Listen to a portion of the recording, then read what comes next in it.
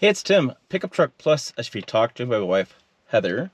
And today we're in the 2025 Toyota 4Runner with the hybrid system with the four-wheel drive Trailhunter. I know that because I'm looking at the paper. Early morning here in Nebraska, make sure I get my information correct. This comes in at $69,598. Wow. Yeah. I didn't expect that. Sorry. I didn't even look at this until this morning. A little pricey. It's cool as hell, though. It's It is. cool to I look mean, at. I told him I was a little bit wary. I stopped at a gas station when I was driving it, and this guy walked over to the truck next to me, propped his arms on the back of the pickup bed, and took his camera out. And I'm like, crap, did I cut him off? Did I do something? No, he was filming the truck. So in this video, she's gonna have to work a little bit. I want to get her impressions of driving it. We'll get those on camera real fast, and then I'll do a walk around the exterior and do something interior as well. I just want to get your thoughts on this because I drove it and you drove in it, and what do you think? You know what? It's an interesting truck. I will say that it's definitely made for off-road capabilities. I mean, it has a snorkel, for goodness sakes. So it's fun. It definitely has, like every truck, it has a learning curve. But I really liked it. It was, for a short person, the running boards are a little bit difficult, but yeah, actually, I'll get over that. They're technically rock rails. They're not made for running boards. They're to keep rocks off it. This is an overlanding type rig. It's meant for, you know, long days in a trail. It's got set up with the snorkel. It's actually an air intake to keep the dust coming out of the engine bay. So it can't go like... You can water ford with it, but for extensive water fording, you need to raise the alternator and electronics inside the engine bay. What the design for this comes from like Australia. Yeah. When you have a lot of vehicles like in a convoy, you have a lot of dust. Yeah. You're trying to get the clean air above the dust. It's technically what they use that for. But did you hear it? No, So she's hard of hearing, and one of the tricks they did with this is they actually make noise. So at speeds, it's low tone. I was just kind of curious if you heard it. Well, I'm sure all the electric vehicles and all of the quieter vehicles, I have to actually touch the hood to make sure it's off. Right, yeah. So it's a low tone. It's a low like growl as far as the sound. So you may notice it, may not notice it. There's nothing wrong with the vehicle. It's just the engineers had some fun with it. It's definitely got a really cool look to it. And like I said, I'll do a walk around exterior and interior walk around to it. What do you think of the powertrain? I mean, it wasn't like it didn't have a lot of turbo to it, but yeah, it is a turbocharged well. engine. It's a 4-cylinder turbocharged engine, 2.4 liter. It's a hybrid setup. Yeah. I found it to be so much better than prior generation, but the prior generation has been around for 15 years. I think we oh gosh, yes, counted it's time for an upgrade. Yeah, I think we counted it. It was like 3 or 4 different presidents had been in office by the time it had been updated, but I think even more than 14 years. So I mean, definitely a big improvement. It drives a lot better than prior generation. I still find, you know, I don't know, it doesn't have that wow factor. No, but it's so much better though. It's memorable. It's not as memorable. But yeah, I'm having a hard time remembering. Okay, when I was driving it last week, Friday, what did I remember? What do I do? Yeah, it wasn't as memorable as powertrain, but it's 23 city, 23 combined, 24 highway. So, I mean, that's good. Still good fuel economy. And I thought I saw 19, but I've been doing a lot of idling, so that makes sense there as well. But yeah, I think, you know, overall it's a lot of fun. But let me stop for a minute and let me hop out and do the interior and exterior. Let's come back because you're going to show me something. Here's our exterior of this Toyota 4Runner. It is in this Everest exterior color. This is what they call this green. This is that Trailhunter edition. We have the bronze wheels on this. See the off-road styling. We have this nice skid plate, rigid LED lights there. You can hear that 2.4 4-cylinder engine humming along there. LED lights there with our daytime running lights there. We have the iForce Max badging here. We have, this is the air intake. I'll play some video as well. We'll talk about that sound. Wife and I talked about that as well in the video we just shot. Sorry, I just had a bug fly right in my face.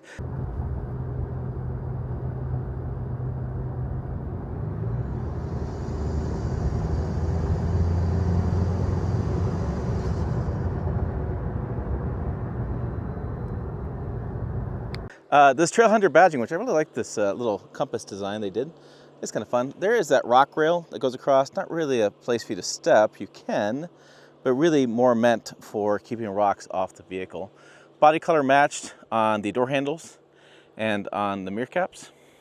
We have an ARB roof rack on top. And then we'll come around, we have the Toyo tires there, country all-terrains. And then on the back is dusty, because I drove down a dirt road, and that's kind of how things work. So iForce Max badging there. I did make a little YouTube short, or a video short about the receiver hitch. There was an issue with Tacoma. This one does not have that issue. A regular receiver hitch pin fits just fine across here. So no issues there. It does, you can tow with this. One thing to note though, is like the Land Cruiser and Lexus vehicles, the wiring is up a little bit higher here. So if you're going to plug this in, I'd recommend making sure your exhaust is off. It gets a little hot in there. And then for your chains, kind of in a weird spot back in here, but it is what it is, folks. You get this nice bumper design. So if you're not towing, it looks really sharp. There's your Trailhunter badge there, 4Runner spelled out along the bottom. iForce Max badge there too. We do have the window that does come down with the dust. I'm not going to open it that way. And then we have this opens there. And we have the cargo area. I wonder if this one has a slide out. No, this one has a lift up. We have the compressor kit. That's pretty cool. Oh yeah, because the 4Runner, the Trailhunter edition, should have a setup for some power in the bed, so you can take the tires down if you need it to be, if you're going to go ahead and go off-roading. So you can take the tires, lower them, so you don't pop a tire going over a rock. There is that. And what's underneath here? Oh, nothing. And this tie-down points. There it is. There's a compressor system. I thought I saw something back in here. So there's a compressor point, so you can go ahead and air down those tires, air up those tires a little bit as needed. Some setting there for storage bins and stuff there. What is it? First aid kit? Well, look at that. First aid kit. My goodness, I happen to know what I'm talking about. And then we'll close this down here. Oh, there should be a... Gosh darn it. I should show off one more detail. And no, how it closes isn't that detail. I cracked myself up. Now we're going to show off one more detail. It should be right up here. Boom. A lot of times they have lights and they have a little speaker. The idea here is you're camping, you're overlanding. You have a spot back here with you have power, you have a compressor, you have a flat spot there. You can put like a cooler. You can enjoy this outdoor area, put some chairs here, and use this as an extension of your camping spot. You have an overhead spot for keeping the sun, so like you park with the sun, obviously, and a spot to give you some more shade. So it's made for that. Them's engineers are smarts. The smarty pants have thought that one through. I was gonna see. No, I gotta press the. There's probably a button for that. Or I want to see what the fuel type is. Here. I think it's probably 87. Yeah, 85, E20, so up to E15. So yeah, you don't have to use premium. That was kind of my guess. All right, here we go inside the cabin. This is that mineral finish here. Kind of cool with the graphics there, and then the spot there, little cup holder there. You can, looks like fold that forward, fold this up. It's up there for those seats to create more storage room. I don't think they fold up, fold down. Huh, interesting. What are those green things? Oh, the kids' earbud stuff. USBs, plug-ins there, and a plug back there. And then no moonroof in this, no sunroof at all. Interesting. Oh, and you probably don't want one as well because you have that carrier on top. Boom, close that. Old man Emu right there for your suspension.